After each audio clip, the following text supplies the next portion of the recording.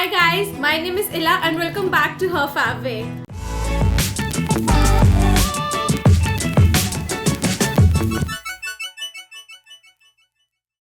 तो आज की वीडियो में मैं आपके लिए कुछ बहुत ही यूजफुल किचन टिप्स लेकर आई हूँ जो आई एम श्योर आपको बहुत अच्छे लगेंगे. So let's get started. गर्मियों में अक्सर ये प्रॉब्लम होती है कि जो घर में दूध होता है अगर वो ज़्यादा देर फ्रिज से बाहर रहे तो खराब हो जाता है, फट जाता है. दूध को एकदम नॉर्मल टेम्परेचर पे करने के बाद उसमें 2 इलायची डाल दीजिए और फिर आप देखेंगे कि दूध ज़्यादा देर तक ठीक रहेगा. रेगुलर यूज के बाद जो हमारे कुकर के रिंग्स होते हैं वो थोड़े लूज हो जाते हैं, तो आप इस तरह से कुकर के रिंग्स निकाल लीजिए. अब इसको हम 2 घंटे के लिए फ्रीजर में रख देंगे. तो अब आप देख सकते हैं कि जो इसके रिंग्स हैं पहले से ज्यादा टाइट हो गए हैं और अब आप इसको इजीली लगा लीजिए.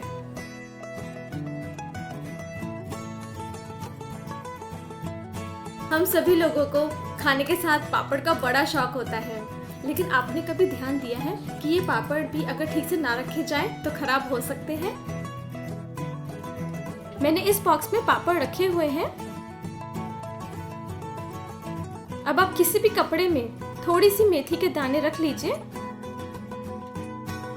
और इस तरह से इसकी छोटी सी पोटली बनाकर आप इसी बॉक्स पे रख दीजिए. इससे आपके पापड़ बिल्कुल भी खराब नहीं होंगे. कभी कभी वेजिटेबल कुक करते टाइम ऐसा होता है कि हमें एकदम एंड में पता लगता है कि या तो सब्जी में मिर्चें ज़्यादा हो गई या फिर कोई और मसाला ज़्यादा तेज़ हो गया. उससे हमारी सब्जी थोड़ी सी स्पाइसी हो जाती है और कभी कभी उसमें थोड़ी सी कड़वाहट भी आ जाती है. लेकिन इसके लिए एक बहुत ही सिंपल सोल्यूशन है. आप ग्रेवी में थोड़ी सी ½ टीस्पून जस्ट आधा चम्मच शुगर डाल दीजिए. उससे आप देखेंगे जो आपकी सब्जी में तीखापन है या कड़वाहट है वो एकदम कम हो जाएगा और आप उसको इजीली सर्व कर पाएंगे. जनरली हमारे घर में जब मेड्स आती है तो वो सभी बर्तनों के साथ तवे को भी धो देती हैं और उससे कुछ टाइम बाद आप देखते होंगे कि तवे पर रस्ट लग जाता है, लेकिन ये बिल्कुल भी ठीक नहीं है. तो आगे से जब आपकी मेड तवा साफ करके जाए आप उसको उसी वक्त अच्छे से साफ कर लीजिए और उसके ऊपर आप ये थोड़ा सा सरसों का तेल लगा दीजिए.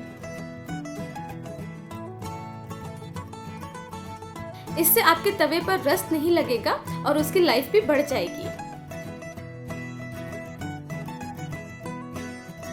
गर्मियों में अक्सर दही खट्टी हो जाती है और हम में से ज्यादातर लोग उसको ठीक करने के लिए उसमें थोड़ा सा दूध डाल देते हैं, लेकिन दूध मिलाने से दही पतली हो जाती है और उसका अच्छे से खट्टापन भी नहीं निकलता.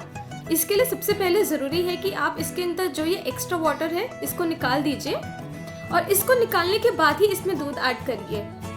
इससे दही की खटास भी कम रहेगी और ये ज्यादा पतली भी नहीं होगी. सारा काम करने के बाद, सारी कुकिंग करने के बाद आप महसूस करते होंगे कि आपके हाथों में स्पाइसेस की या वेजिटेबल्स की स्मेल रह जाती है. इसको हटाने के लिए एक बहुत इजी तरीका है. इस जार में मैंने थोड़ा सा चने का आटा रखा है. किचन का काम खत्म करने के बाद आप इस आटे से अपने हाथ धो लीजिए और फिर आप देखेंगे कि आपके हाथ में कोई भी स्मेल नहीं रहेगी. सो गाइज, ये थी आज की कुछ टिप्स जो कि आई होप आपको अच्छी लगी हो. आप मुझे कमेंट सेक्शन में ज़रूर बताइए कि आपको ये कैसी लगी.